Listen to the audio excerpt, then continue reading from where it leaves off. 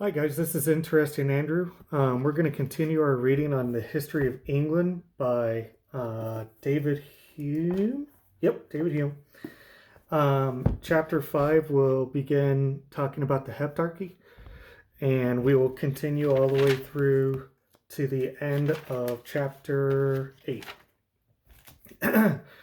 So, the Heptarchy are 7 Saxon kingdoms that were established in southern England.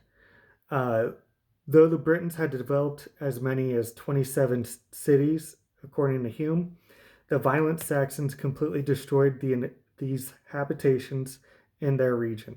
The result was a large reduction of the sophistication of the society. The arts and sciences were destroyed, agriculture was less sophisticated, and the Britons were almost completely killed off. Um, Basically, if they weren't enslaved, they were going to be dead. Um, and there was very little interest from the Saxons to try and gather knowledge from the Britons. They just thought that they were a lot less than, because the culture of the Saxons was chiefly about war. And so stuff like agriculture or science or anything like that, sophisticated craftsmanship, was of no use to them. So for them, they'd just kill them, pillage them, sacrifice them to their gods, whatever. Which the Druids were doing in England before the conversion. So I mean, returning to the wild roots, I suppose. Um, so that was just a kind of a summary of the Heptarchy. On chapter 6, page 17, Hume begins with the Kingdom of Kent.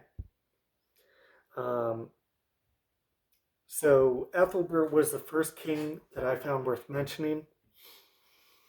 I think his father, well, obviously preceded him, but he didn't really accomplish much. Ethelbert was the first Christian king of Kent. He married Bertha, who was a pious woman of Clovis's bloodline back in France. She brought clergy with her and was a great encouragement and blessing to Ethelbert.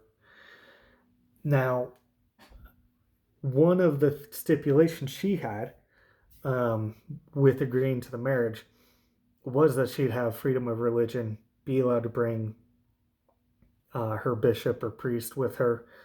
Um, and she made a lot of attempts to persuade him to believe what she believed, and was very encouraging to him. Um, was just a very nurturing and gracious woman. Um, so we'll see how this affects, as you know, as we read the character of Ethelbert and the area of Kent. So soon, Pope Gregory sent more than 40 clergy to England with translators after he heard that news. Um, the missionaries were received with warmth and soon converted the king and many of the people peacefully. Um, One of the kings, I think it was Ethelbert, said like what they had to offer was so much different and so much better than their pagan religion, worshiping Odin and such, and its brutality and everything else. I mean, they talked about specifically, as a me quoting in my own words, um, the being in Valhalla, being in Odin's Hall for great warfare, and drinking beer or wine from your enemy's skulls was basically all that heaven would be for them. And doesn't sound very wonderful. When you start thinking about, oh, an area of warriors, that's kind of cool. Very masculine, cool. But drinking blood out of the skulls of your enemies and stuff. Maybe I would want a little more from myself than just that. And so he was open to it, but was also had his own trepidation about it. He wanted to make sure he was measured as he was reflecting on what was said. But yeah, they eventually he was converted, and the people of Kent followed suit. It said I wrote down that religious liberty was practiced in Kent, besides um, other than um, the lapse of Ethelbert's successor Eobald, who married his mother-in-law. Um, yeah, he married his mother-in-law, and the missionaries were very distraught by this, and Ethelbert's wife, Bertha, and the missionaries in the room were going to just go back to the mainland because they were pretty upset with this. But right before the missionary or bishop left, he went to Eobald and was able to convince him to repent from this and turn back. And he did. And then the whole area also followed his suit. And then just the kingdom enjoyed very few details worth mentioning until about the year 823, when the kingdom of Kent was finally dissolved. Just nothing significant or interesting really happened during that time. So then we'll go to chapter 7, page 23, the kingdom of Northumberland. Adelfrid was the king, and he made war against the Scots, Picts, and the Welsh. In the Battle of Chester, about 1,200 monks went to pray for victory for the British army over Adelfrid. Upon hearing this, Adelfrid had them slaughtered, leaving only about 50 to escape, and then followed them to the monastery and destroyed it. And he also destroyed the army, the opposing army. And then he went to the monastery, a huge property housing about 2,100 monks, and the building was 1 mile from gate to gate. And all the people, all the structures were destroyed. And, back then, monasteries were where the trades were practiced too. So, more advanced carpentry, blacksmithing, medicine making, any research of any kind was pretty much funded by the church. And then, the monks and stuff could teach the people as apprentices and stuff like that, or just supply them with their needs.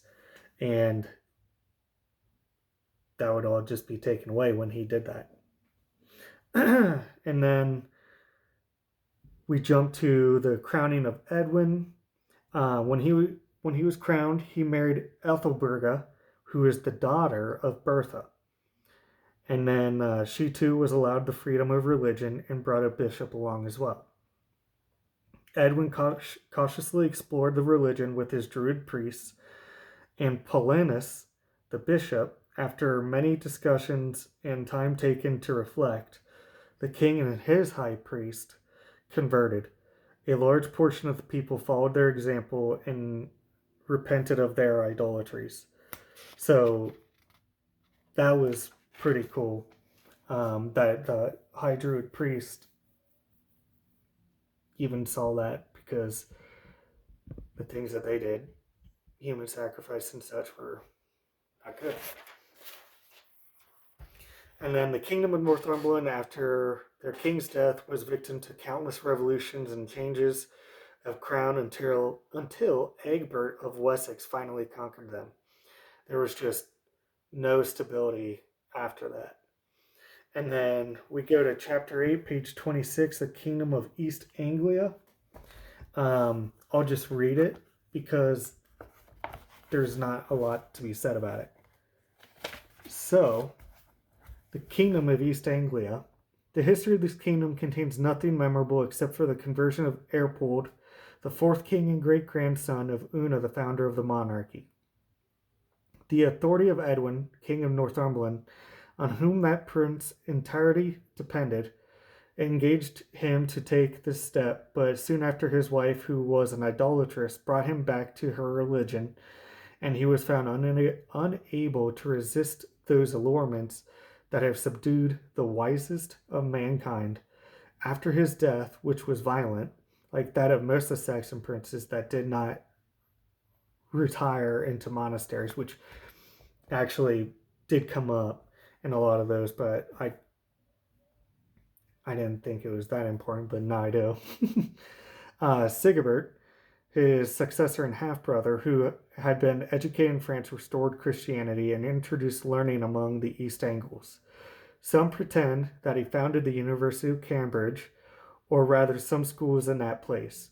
It is almost impossible and quite needless to be more particular in relating the transactions of the East Angles.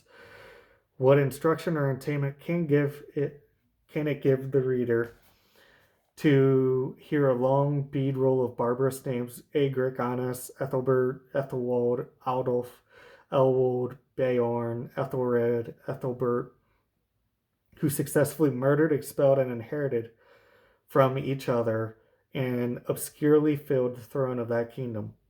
Ethelbert was the last of these princes, was treacherously murdered by Ulfa, king of Mercia, in the year 792, and his estate was thenceforth uh, omitted with that of Ulfa, as we shall relate presently.